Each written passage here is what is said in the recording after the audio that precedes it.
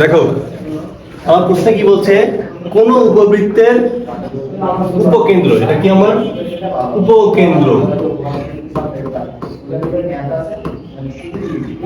এত এবং উৎকেন্দ্রিকতা হাফ এবং নিয়ামক এত হলে উপবৃত্তের সমীকরণ নির্ণয় করো। ওকে, তাহলে প্রথমে হচ্ছে আমরা চিত্রটা আঁকি। চিত্রটা কেমন দেখো,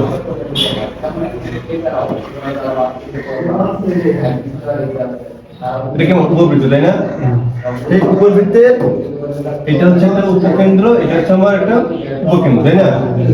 এস ইউ এস ড্যাশ, বুঝতে পারছো? তাহলে উপরে ইউ বেশ ইউ। তো দেখো আগে এটা উপকেন্দ্র কত, -1,1, বুঝতে পারছো? আর হচ্ছে আমার নিয়ামক রেখা। নিয়ামক রেখা কি, এই পাশে একটা এই পাশে এই পাশে, তাই না? তো নিয়ামক রেখার সমীকরণ দেওয়া আছে, এই যে আমাদের এটা নিয়ামক রেখা, তাই না? এম জেড এম ড্যাশ, এই নিয়ামক রেখার সমীকরণ কত? এই নিয়ামক রেখার সমীকরণটা হচ্ছে আমার x - y + 3 = কত, 0, বুঝতে পারছো? এখন এখন এই যে আমাদের উপবৃত্ত, উপবৃত্তের উপর একটা যে কোনো বিন্দু নেই, সেই বিন্দুটা কত, ধরুন যে পি বিন্দু, পি বিন্দু যার স্থানাঙ্ক কত, x, y, বুঝতে পারছো? এখন আমরা কি করলাম, এই যে SP যোগ করে দিলাম, আর এখান থেকে হচ্ছে আমরা এই যেটা আমরা যোগ করে দিলাম, বুঝতে পারছো? তাহলে আমরা একটা কাজ করি, আমরা এমটা দিয়েছে এখানে, ঠিক আছে?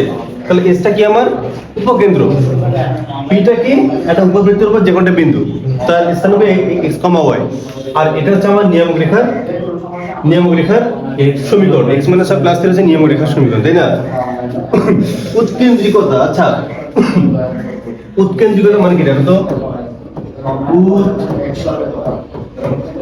উৎকেন্দ্রিকতা ইকুয়াল দেওয়া আছে হাফ, ঠিক আছে? আচ্ছা আমরা পরবর্তীতে একটা সমীকরণ জানি না, পরবর্তীতে আমরা একটা সমীকরণ কি জানি, SP = PM। উপকেন্দ্র থেকে ওই উপকেন্দ্র থেকে আমার উপবৃত্তের যে দূরত্বটা, ওই উপবৃত্তের ওই বিন্দু থেকে নিয়ামক রেখার দূরত্ব পরস্পর সমান হয়। মানে উপবৃত্তের ওই নিয়ামক রেখাতে পরবৃত্তের কাছে, মানে এই যে উপকেন্দ্র থেকে উপবৃত্তের উপর যে বিন্দুটা আমরা নিছি, এই দূরত্ব আর এই বিন্দু থেকে নিয়ামক রেখার মধ্যে দূরত্ব পরস্পর সমান হবে, সমান। ওকে, কিন্তু এখানে শুধু একটা জিনিস কাজ করা লাগবে, সেটা হচ্ছে এই যে উৎকেন্দ্রিকতা আছে না, উৎকেন্দ্রিকতা হচ্ছে আমরা এখানে নিতে হবে সামনে গুণ, এটা তো দিতেই হবে। হ্যাঁ, এটা শুধু উপবৃত্তে এবং অধিবৃত্তের ক্ষেত্রে এটা গুণ দিতে হবে, কিন্তু পরাবৃত্তের ক্ষেত্রে আমার এটা লাগে না। কেন লাগে না জানো? কারণ পরাবৃত্তের ক্ষেত্রে ই এর মানটা কত, 1, তাহলে 1 কি দেওয়ার প্রয়োজন আছে? এটি বুঝতে পারছো? এখন আমরা অঙ্কটা করি, তাই না? আচ্ছা এসপি বলতে কি, মধ্যবর্তী দূরত্ব, তাহলে করো, কত হবে, x + 1 হোল স্কয়ার প্লাস কি হবে, y - 1 হোল স্কয়ার, ঠিক আছে? ই এর মান কত, ই এর মান কত হচ্ছে হাফ। এখন পিএম কত, এই যে পিএম এই বিন্দু থেকে এই সরলরেখার লম্ব দূরত্ব কিভাবে করব দেখো তো। আমাদের এই যে সরলরেখাটা আছে, এই সরলরেখার সমীকরণের মধ্যে xy যে আছে, ওই xy এর জায়গায় এই বিন্দুর স্থানাঙ্কটা বসাবো, x এর জায়গায় এই স্থানে রয়েছে। হ্যাঁ, তার মানে আমার এই বিন্দুর স্থানাঙ্ক কত, xy, আমরা এখানে x এর জায়গায় x, y এর জায়গায় y বসাবো, তাই না? তাহলে কি হবে, x - y + 3, তাই না? √1, x এর সহগ কত, x এর সহগ 1, তাহলে 1 / স্কয়ার, y এর সহগ কত, 1, তাহলে 1 আর +3, ঠিক আছে? প্লাস লাগবে না, আমার শুধু নিজে √1 সহগদ্বয়ের বর্গের যোগফল, ঠিক আছে? এখন কি করব, এই যে আমার বর্গমূলটা আছে না, এটা আমরা উভয়কে বর্গ করে দেব, ওকে, কম বর্গ করে দাও, ঠিক আছে? তাহলে এখানে আমার কি হচ্ছে, x + 1 whole square plus y - 1 whole square কত, 1/4, তাই না? তাহলে x - y + 3 আর নিচে কত, ও √2, তাই না? এখন হচ্ছে একটা কাজ করব, তাহলে x² plus 2x plus 1 plus y square minus 2y plus 1, তাই না? আর 4 দুগুণ কত? 8টা আসবে সামনে, আর এখানে কি হবে? স্কয়ার কি x minus y plus 3 square, ঠিক আছে? 8 সামনে চলে গেল, তাই না? এখন কি 8x স্কয়ার প্লাস 8 দুগুণে 16x plus 8 plus 8y square minus 8 দুগুণে 16y প্লাস 8, তাই না? আচ্ছা, এটা কি আমরা এইভাবে লিখতে পারি না যে x plus minus y plus 3 whole square, a plus b plus c whole square না? হ্যাঁ, তাহলে এখন কি হচ্ছে আমার 8x square plus 16x plus 8y square minus 16y plus 16, এখানে কি a square x square plus y square a square plus b square plus c square 9 plus 2 into x minus y 2ab plus 2bc 2 into minus y into 3, ঠিক আছে? Plus 2ca 3 into x, ঠিক আছে? তাহলে 8x square plus 16x plus 8y square minus 16y plus 16 কত? x square plus y square plus 9 minus 2xy minus minus কত?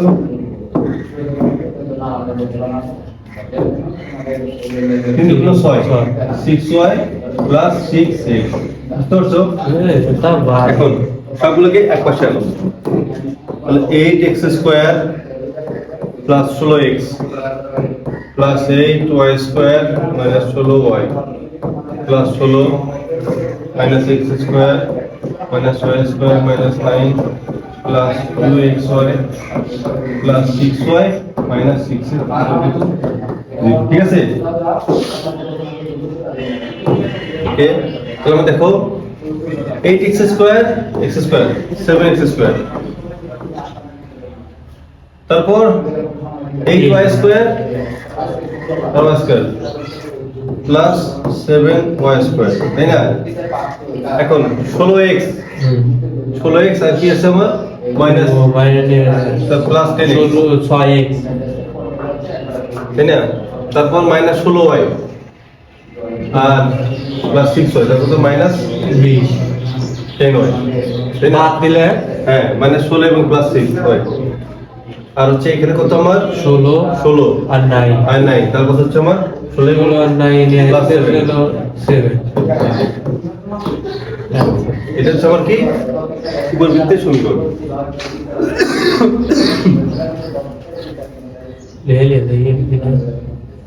বুঝতে পারছো? তুই কি খারাপ?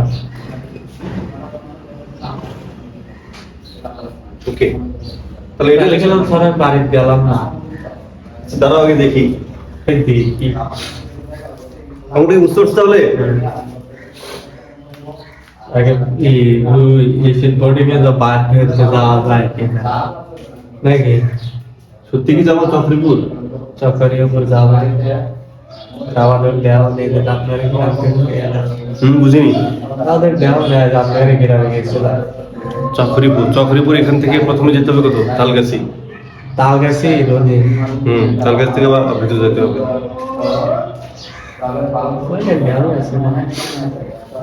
আমি থাকলেই তো ভয় আরো বেশি নাকি শর্ত লাগা। তাহলে এটা হচ্ছে আমাদের অঙ্ক। খাওয়া দাওয়া করছেন? ওকে, তো তোমরা যারা আজকে এই ক্লাসে আসনি, তোমরা অঙ্কটা বুঝতে পারলে অবশ্যই তো বলবা, আর যদি না বুঝতে পারো তো অবশ্যই এটাও জানাবা যে কোন লাইনটা তোমরা বুঝতে পারোনি। তো তোমাদের জন্যই তো এই ব্যবস্থাটা করছি অনলাইনে, যাতে তোমরা অনলাইনের মাধ্যমে এটা বাসায় বসে পড়তে পারো যারা এখনো আসনি। ওকে, দেখো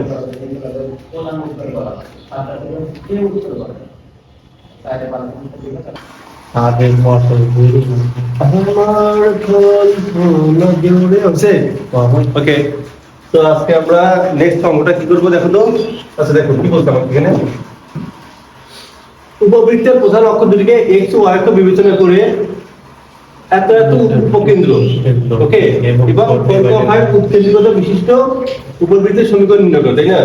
তো বিষয়টা হচ্ছে আমার প্রথমে কার কার মান দেওয়া আছে, তাই না? প্রথমে যাদের মান দেওয়া আছে এটা কি উৎকেন্দ্রিকতা। তো উৎকেন্দ্রিকতা কি ইকুয়াল কত 4/5, ঠিক আছে? এখন উপকেন্দ্র, উপকেন্দ্র কত? উপকেন্দ্র 3x/3 কত 0, প্লাস মাইনাস 4 4, তাই না? দেখো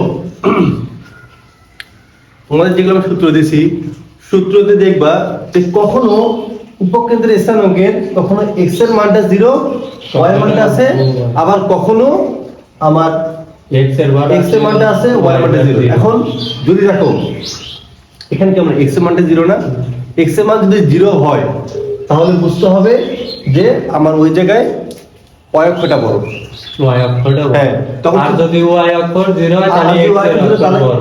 x অক্ষটা বড়। কোন বড়? ওই যে বৃহৎ অক্ষটা, তাই না? যেহেতু আমার এখানে y অক্ষটা বড়, তাহলে চিত্রটা কেমন হবে? এই যে এরকম।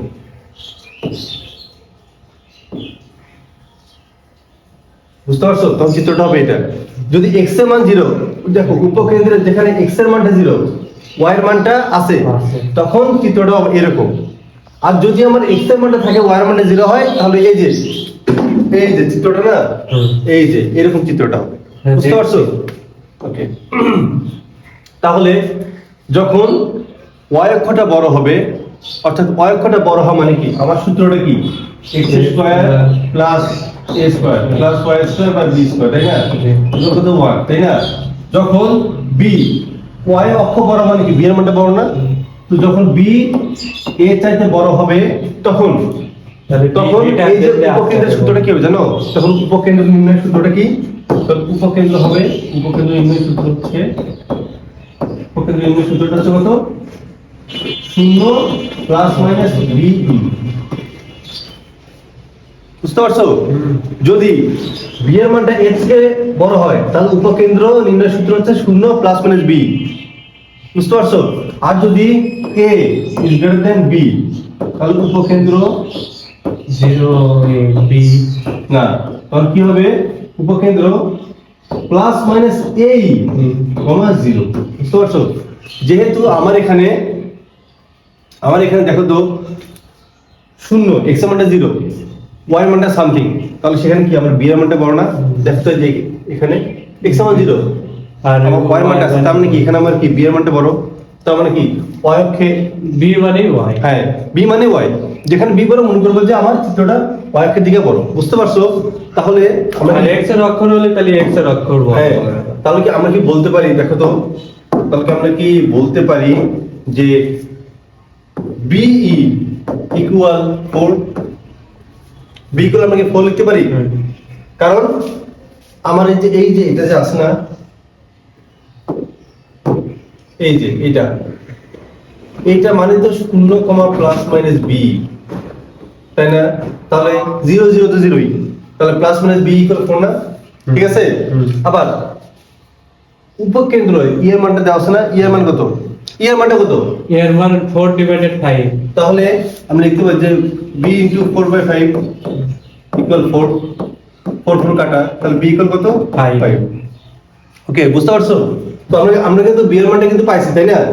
এখন আমরা b এর মানটা পাইছি, আমার সমীকরণ নির্ণয়ের জন্য আমার কার কার মান দরকার?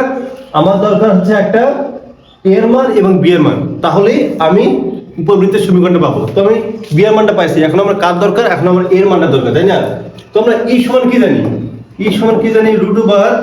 √1 minus a square minus b square, তাই না?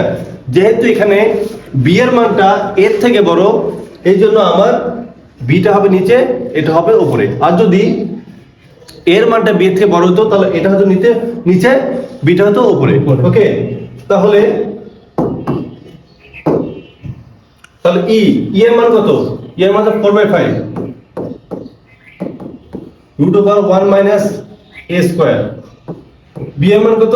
5, তার মানে কি 5/5 স্কয়ার মানে কি 25। ওকে, ঠিক আছে? এখন আমরা কি করব? উভয়পক্ষে আমরা বর্গ করি, তাহলে কি হবে? 4 4 16, 16/25 এটা কত? 1 মাইনাস a স্কয়ার বাই 25, ঠিক আছে? তাহলে আচ্ছা এটাকে হচ্ছে আমরা এই পাশে আনি। তাহলে 16/25 ইকুয়াল, এখানে বসাবো করি 25, তাহলে 25 মাইনাস a স্কয়ার। 25 ওই পাশ থেকে গেল কাটা, ওকে? কাটা যদি যায় তাহলে কি হবে? 16 ইকুয়াল 25 মাইনাস a স্কয়ার। এখন মাইনাস থেকে এই পাশে আনি, প্লাস a স্কয়ার ইকুয়াল কত? 25, 16 টাকা ওই পাশে মাইনাস, তাহলে a স্কয়ার ইকুয়াল কত? 9, তাই না? তাহলে মানে আমরা a স্কয়ারের মানটা পাইছি। তো b যদি 5 হয় তাহলে হচ্ছে আমার b স্কয়ার মান কত? 25। এই যে আমার a স্কয়ারের মান পাইছি, b স্কয়ারের মান পাইছি, আমার সমীকরণটা হয়ে গেল। তাহলে আমরা কি বলতে পারি যে অতএব নির্ণয়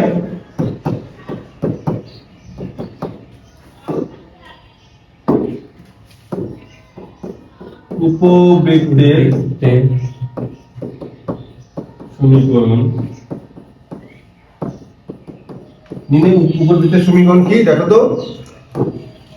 x square by a square. a স্কয়ারের মান কত? এই যে 9 plus y square by b square. b স্কয়ারের মান কত? 25। 25 ইকুয়াল কত? 1। এই এটা হচ্ছে আমার বৃত্তের সমীকরণ। আপনার লাফিস ভাই একই আছে। লাফিস ভাই তো ওই পদার্থ ইঞ্জিনিয়ার, আপনি অর্থনীতি মানে মানে বাইরে সাবজেক্ট কি কি? লাফিস ভাই হ্যালো, কি বলছে? তাই গোলাপ ভাই বললো যে আমি পদার্থে আছে। আর আপনি? আমি আছি কি? আমি পড়ি কিছু একটা নিয়ে। তো কিছু একটা, এটা কোনো কথা না। ওকে, তাহলে কি তোমরা অঙ্কটা বুঝতে পারছো? দেখো আমরা শুরু করে দিই। কষ্ট পেলে অনেক হবে হবে, গল্প সব সব হবে। আজকে আমরা যাবো চকরিপুর ঘুরতে। অবশ্যই কি অবশ্যই অঙ্কটা বুঝতে পারছো? বুঝছো অঙ্কটা? তো সহজ, এটাও সহজ, এটা সহজ। ওকে দেখো, আচ্ছা আমরা প্রথম চিত্রটা কি কি বলছে? উপকেন্দ্রতে একজাত এবং বৃহৎ অক্ষ 16 একক হলে উপবৃত্তের সমীকরণ নির্ণয় করো, তাই না? প্রথম চিত্রটা কি, তাই না? তাই না? তো এই চিত্রের ক্ষেত্রে আমার এই যে এটা এবং এটা x বিন্দু স্থানাঙ্ক কত? -2,0। a বিন্দু স্থানাঙ্ক কত? 2,0, তাই না? তাহলে এখানে এই যে উপকেন্দ্রদ্বয়, এই যে আমার উপকেন্দ্রদ্বয়ের মধ্যবর্তী দূরত্ব দেওয়া আছে এত এবং এত বিন্দুর স্থানাঙ্ক, বুঝতে পারছো? আর বৃহৎ অক্ষ বলতে কি? দেখো আমার কি এখানে কোনো কি বলছে যেটা x অক্ষ বড় না হলে y অক্ষ দিকে বড়?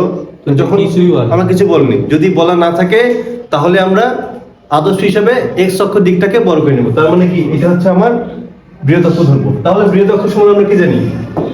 আমরা কি জানি? বৃহৎ অক্ষ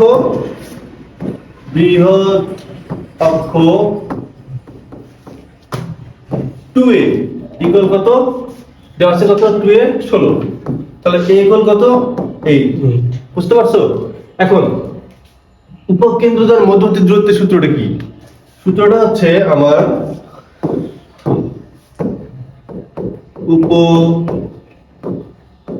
উপকেন্দ্রদ্বয়ের মধ্যবর্তী দূরত্ব 2a ইকুয়াল মধ্যবর্তী দূরত্ব 2a। তো এই যে মধ্যবর্তী দূরত্ব সমান কি? এটুকু না? তো দুটো বিন্দুর স্থানাঙ্ক দেওয়া থাকলে কি আমরা s এবং s এর মধ্যবর্তী দূরত্ব বের করতে পারবো না? কিভাবে বের করব? √, কত? -2 হোল স্কয়ার। দুই বিন্দুর স্থানাঙ্কের দেওয়া থাকলে মধ্যবর্তী দূরত্ব প্লাস 0 - 0 হোল স্কয়ার, তাই না? তো কি হচ্ছে আমার 2ae ইকুয়াল কত? √4 কত? কত? কত? 4 4 এর উপর স্কয়ার মানে কি? 4 16। বুঝতে পারছো? তাহলে এখন 2 এর মান কত পাইছি? 8, e 4।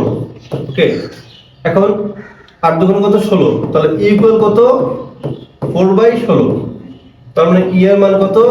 1/4। তাহলে এর মান কত পাইছি 1/4, এর মান আমরা কত পাইছি 1/4। আচ্ছা, এখন উপবৃত্তের সমীকরণের জন্য আমরা কার কার দরকার, এর মান দরকার এবং বি এর মান দরকার। আমরা এর মানটা আমরা পাইছি, তো আমরা এর মান যদি 8 হয় তাহলে a স্কয়ার মান কত 8 2 গুণ 16। এখন আমরা কার মান দরকার, বি স্কয়ার মান দরকার, তাই না? তো আমরা দেখো তো, যেহেতু আমার এখানে আমরা যে সূত্রটা প্রয়োগ করছি, যেখানে কি x অক্ষটাকে বড় করে নেওয়া বৃহৎ ধরে, তাহলে এখানে কি a is greater than b না? যদি এমন হয় তো আমরা কি জানি equal root over 1 minus b square by a square, তাই না? এর মান কত পাচ্ছি 1/4, তাহলে 1/4 equal root over 1 minus b square মান তো আমরা জানি না, কিন্তু a স্কয়ার মান কত জানি আমরা 16, তাই না? 16। এখন আমরা কি করব, উপপক্ষে আমরা বর্গ করব, ওকে? তো বর্গ যখন করব তখন হচ্ছে 1/16, আর কত নিচে কত লসাগু 16 মাইনাস b স্কয়ার, তো 16 কাটা, তাহলে 16 মাইনাস b স্কয়ার ইকুয়াল কত 1। ঠিক আছে, তাহলে আমরা b স্কয়ারটাকে ওই পাশে নিয়ে গেলাম, তাহলে b স্কয়ার ইকুয়াল কত 16 মাইনাস 1। ঠিক আছে, তো 16 মাইনাস b স্কয়ার কত 1, তাহলে b স্কয়ার মান কত 15।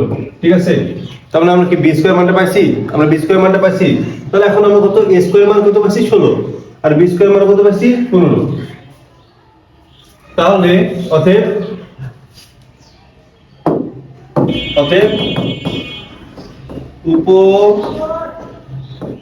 উপবৃত্তের সমীকরণ x square by a square, a স্কয়ারের মান কত 16 প্লাস y স্কয়ার, b স্কয়ারের মান কত পাইছি এই যে 15 ইকুয়াল কত যে 1। এটা হচ্ছে আমার অ্যানসার। তো আমরা উপবৃত্তের সমীকরণ পাইছি, তো এটাই হচ্ছে আমার, তো আমার হচ্ছে এটা কি, তো উপকেন্দ্রদ্বয়ের স্থানাঙ্ক দেওয়া থাকলে এবং বৃহদক্ষ 16 দেওয়া থাকলে আমরা উপবৃত্তদ্বয়ের সমীকরণ আমরা এভাবে নির্ণয় করতে পারবো। তো এই অঙ্কগুলো হচ্ছে আমরা যে 3 অঙ্ক করলাম, প্রত্যেকটা বোর্ডে একটা ইম্পর্টেন্ট অঙ্ক, তো এগুলো করলেই আরো অনেক ভালো প্রিপারেশন হয়ে যাবে, এবং আমরা ধীরে ধীরে উপবৃত্তের আরেকটা ক্লাস হলে আমাদের উপবৃত্ত শেষ হবে, এরপর আমরা ধরবো অধিবৃত্ত। তাহলে আজকে আমাদের এই পর্যন্তই সম্রাট, আজকে আমাদের এই পর্যন্ত থাকলো, আবার দেখাবে নতুন ক্লাসে। আল্লাহ হাফেজ।